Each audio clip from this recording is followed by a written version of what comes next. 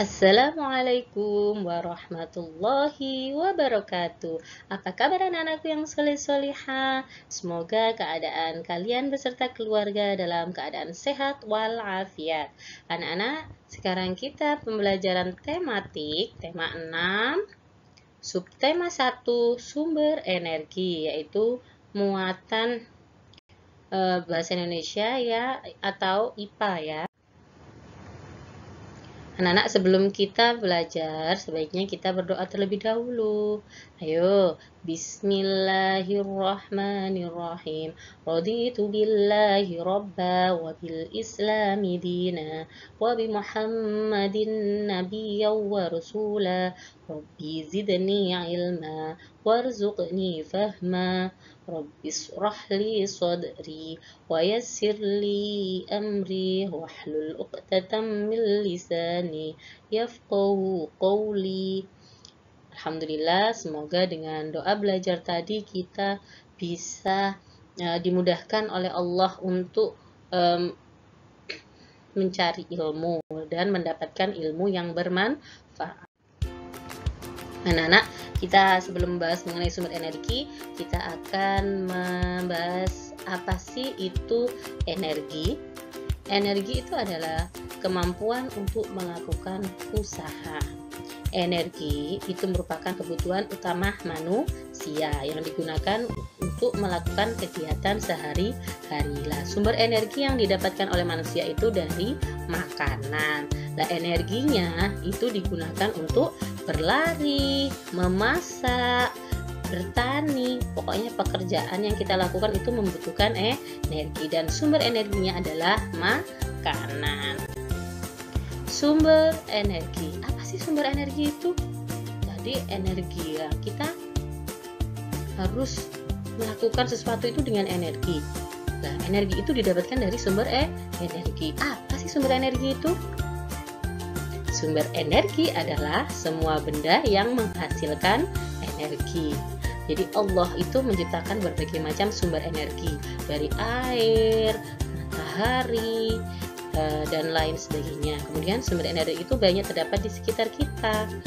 Di sekitar kita itu banyak sumber energi, dan sumber energi itu menghasilkan berbagai energi. Contohnya pada tumbuhan itu dia itu adalah sumber energi yang dibutuhkan oleh manusia, yang dimanfaatkan oleh manusia atau makhluk yang lainnya, yaitu hewan, dijadikan sebagai sumber makanan. Jadi dia digunakan sebagai sumber makanan atau sumber energi bagi makhluk hidup yang lainnya. Sumber energi matahari. Sumber energi matahari ini merupakan sumber energi yang terbesar yang ada di bumi ini. Matahari begitu banyak manfaat bagi kelangsungan makhluk hidup. Jadi seperti halnya kita manusia membutuhkan matahari ini selain untuk kebutuhan hidup, juga untuk banyak hal. Bisa salah satunya adalah dimanfaatkan sebagai pembangkit listrik.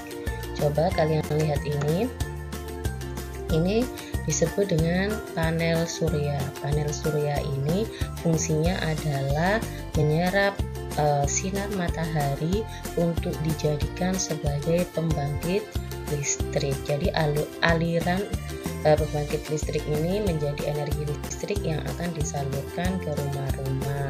Ini ada beberapa daerah, atau bisa juga kita di rumah menggunakan panel surya ini tapi mandiri ya, kita hanya membeli panel suryanya dulu. Nah, ini disebut dengan PLTS, pembangkit listrik tenaga surya. Kemudian ada juga sumber energi yaitu tanah. Tanah ini fungsinya sebagai lahan untuk tumbuhan itu bisa hidup ya. Selain sekarang memang banyak sekali tanaman yang tidak menggunakan tanah, tapi tanah ini masih sebagai faktor utama yang bisa media yang digunakan untuk menanam. Nah, tanah ini difungsikan untuk tumbuhan, untuk hidup, dan bisa dimanfaatkan oleh makhluk hidup yang lain seperti manusia ataupun hewan sebagai sumber makanan. Karena dengan sumber energi yang dapat dari makanan, manusia ataupun hewan mendapatkan energi untuk melakukan sesuatu. Coba kalian lihat ini, tanah ini digunakan untuk media tanam pada tumbuhan, mulai dari dia tunas kemudian menjadi besar. Karena apa? Tumbuhan ini sangat bermanfaat untuk manusia, bisa dimanfaatkan sebagai sumber makanan dan juga sebagai oksigen. Selanjutnya adalah sumber energi air. Air ini sangat bermanfaat bagi kelangsungan hidup dari kita sebagai manusia dan juga hewan-hewan. Ada hewan yang hidup di air. Nah, kita manusia juga sangat memanfaatkan air ini, karena kalau tidak ada air kita tidak bisa akan hidup, karena kita membutuhkan air sebagai minuman, untuk makanan, kemudian untuk mandi, mencuci, dan banyak hal yang lainnya. Selain itu juga air bisa dimanfaatkan sebagai pembangkit listrik juga. Nah, ini ada kincir air. Kincir air ini difungsikan untuk mengaliri listrik. Nah, itulah disebut dengan pembangkit listrik tenaga air atau disingkat dengan PLTA. Kemudian ada lagi yaitu angin. Angin ini juga bisa dimanfaatkan oleh kita sebagai untuk menjemur pakaian. Selain matahari, dia bisa mengeringkan ya. Kemudian dia bisa dimanfaatkan sebagai pembangkit listrik juga. Namanya adalah PLTB, pembangkit listrik tenaga bayu atau angin. Lah, ini menggunakan alat yaitu yang namanya kincir angin ya. Kemudian dialirkan menjadi energi listrik, dipasok ke rumah-rumah yang memang jauh dari PLN ya, ada kemudian menggunakan pembangkit listrik ini yaitu pembangkit listrik tenaga bayu atau angin. Itu ada di beberapa daerah yang memang jauh atau tidak memiliki fasilitas PLN-nya ya. Sumber energi itu dapat diubah menjadi energi listrik. Nah, itu menggunakan pembangkit listrik. Jadi dari pembangkit listrik itu diubah menjadi energi listrik. Sumber energi yang paling terbesar yaitu sumber energi matahari. Matahari ini menghasilkan energi cahaya dan energi panas. Sumber energi matahari bisa dimanfaatkan juga untuk proses pembuatan garam. Nah, tambak garam ini membutuhkan energi matahari yang cukup. Maka dari itu, pembuatan garam itu dilakukan ketika musim kemarau yang matahari itu bersinarnya akan lebih lama daripada waktu musim hujan seperti saat ini. Kemudian menjemur pakaian. Menjemur pakaian ini juga membutuhkan sinar matahari. Begitu juga dengan proses pembuatan batu bata atau gunting. Nah, dalam prosesnya itu juga ada penjemuran yang membutuhkan energi matahari.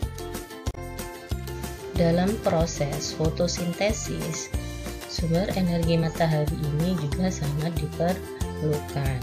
Nah, dari proses fotosintesis inilah dihasilkan oksigen dan makanan. Kalian lihat di sebelah sini, ini ada proses fotosintesis. Matahari, energi matahari ini kemudian menyinari tumbuhan. Dari tumbuhan itu dia menyinari daunnya. Lah, dari daun inilah akan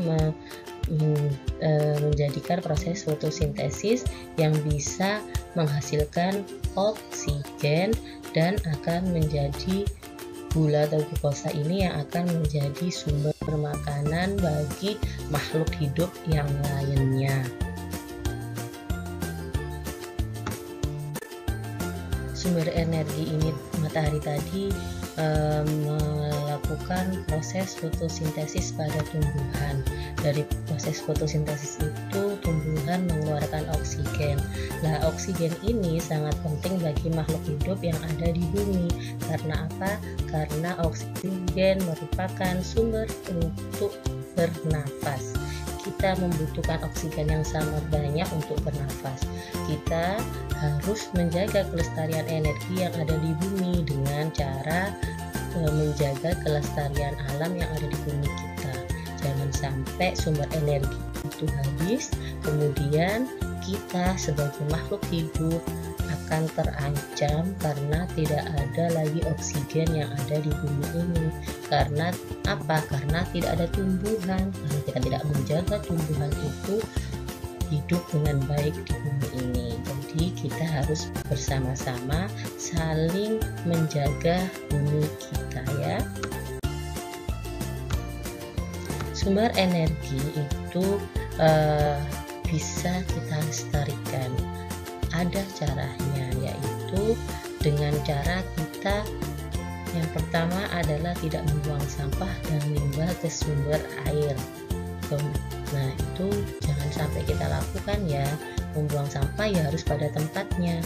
Kemudian limbah itu jangan dibuang ke sumber air yang bisa kita manfaatkan untuk dikonsumsi.